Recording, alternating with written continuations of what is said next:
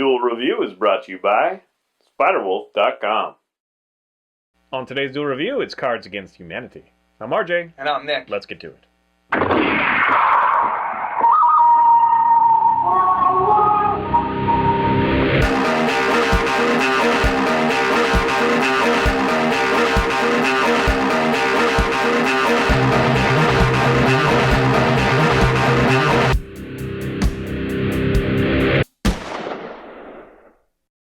Hey guys, welcome to Wednesday the 15th of May. We are doing Cards Against Humanity. That's right, and you probably heard about this from now. It came out around 2011 or whatever, and it's one of those things that kind of shows how a simple, idea, if it's good, can really take off. Of course, there are a lot of issues as far as like copyright and all that stuff, so it's actually become kind of a free thing. It's basically a bunch of guys got together, and everybody says it's like apples to apples, except very adult. Yes. And that's very much what it is. It also reminds me of Mad Libs kind of thing, where you fill in the blank. So what happens is you get your buddies together, and nobody can be offended by words, because if you are offended by words, likely this game will offend you at some point. Right. Of course, and it's grown. There are many expansions. People coming up with their own cards, which is all great.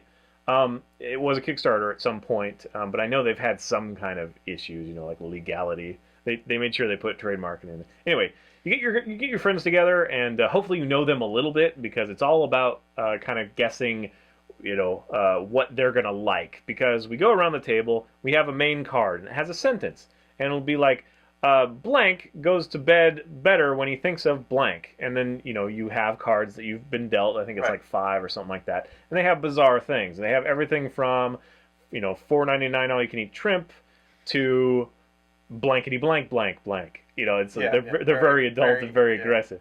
And so you put down the thing that you think would be the best, and you shuffle them all together, and then the person that read that sentence reads them in line with that, and then picks the one that they like the most. So if you know that somebody, really hates, frickin' Obama or something, then you can use that card, to that best effect. Or if you have somebody who really hates cats, or really likes odd sex jokes, or whatever, you try to gauge things, or really likes food. When we played, I don't know how it happened, but apparently anytime that I read a card, the person who won was him, because he gets my humor most.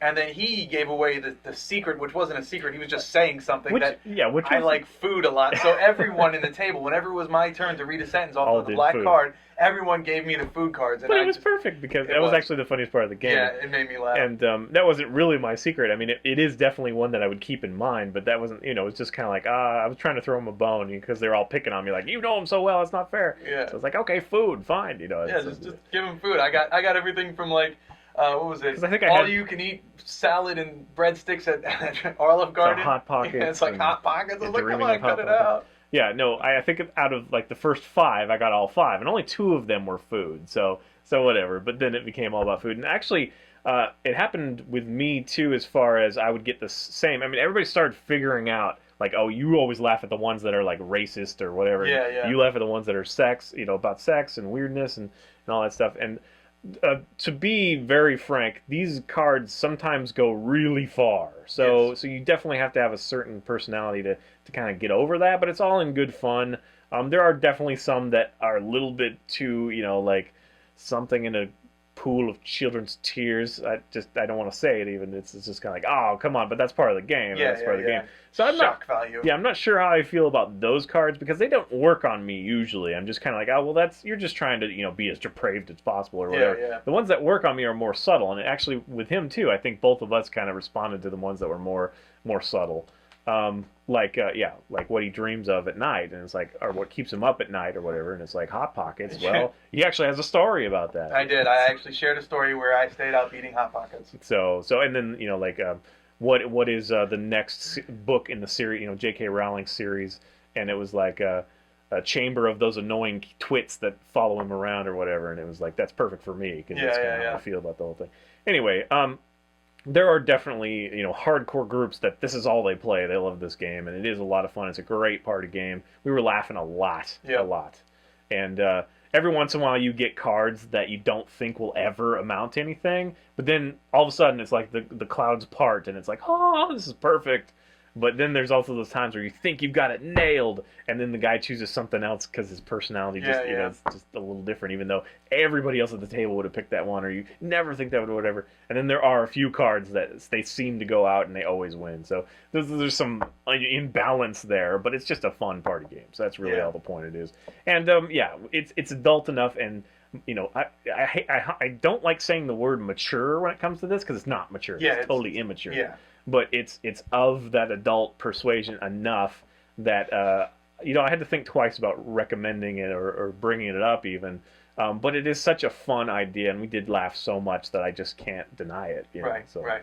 And the game isn't childish; it's immature. I think is the best way of explaining it. It's not for kids, and it's for adults who want to be immature. Is essentially what it is. But you also have all these expansions and spin-offs. You can make your own cards. You know, make them about Star Wars or Star Trek and stuff. And that's the best part about this is you really can just make your own whatever up. In fact, we've the couple times we played, once was just mostly printed out cards that you just cut up or whatever. And I guess I should explain that you can buy the actual pack, and it's only sold online. I would highly recommend just going to the website, cardsagainsthumanity.com or whatever. Not expensive, a lot of fun. It'll give you the actual cards are $25, and the expansions are $10. And the only place that you can get the expansions is online. You can't download those yet, but you could download the entire core set for free, and it'll only cost you about $10 in, I think, printing and I don't know. I think that's it. I think it's just printing costs. So again, because you have to paint, use a lot of black ink to get the black cards. Proof of a good idea making a hit. So this essentially was just 8 guys who wanted a game to play on New Year's Eve, so they created this, and then it just kind of blew out of proportion. And I think Kickstarter, it gained 300% more than its scheduled goal. So yeah, I think the one thing that is a drawback to me is that at the moment, the core whatever, they don't have a lot of nerd stuff. Yeah. Like I said, Star Wars and Star Trek comics, all that stuff. It's mostly the gross out stuff. So yes, it is a recommend with caution. It's best for 4 players, but once you get more than 4 players, we played with 7. It was awesome. You can play more than 20. You can just keep going. So it's a great game.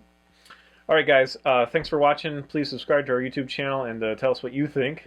Watch our great playlist. Game Live's been a lot of fun. Yes, it has. And please leave comments. We love comments. And you can help support us by buying our wares at spiderwolf.com. That's right. T-shirts, a card game, art print, short stories, and more. And please follow me on my new blog. It's fisk37.tumblr.com.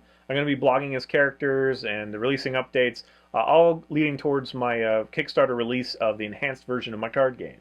So please take a look. Like it if you like it, share it if you like it, and leave comments. It's all good. Thanks for the support. All right, guys. See you later. Bye-bye. Yes! You got it.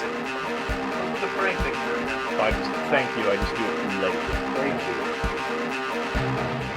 Coming up next, the anime Do Ra Ra Ra. What's with the prank thing you're doing now? Thank you. I just do it late. Thank you. It comes out of my mouth before I think to do that, so I just see you later.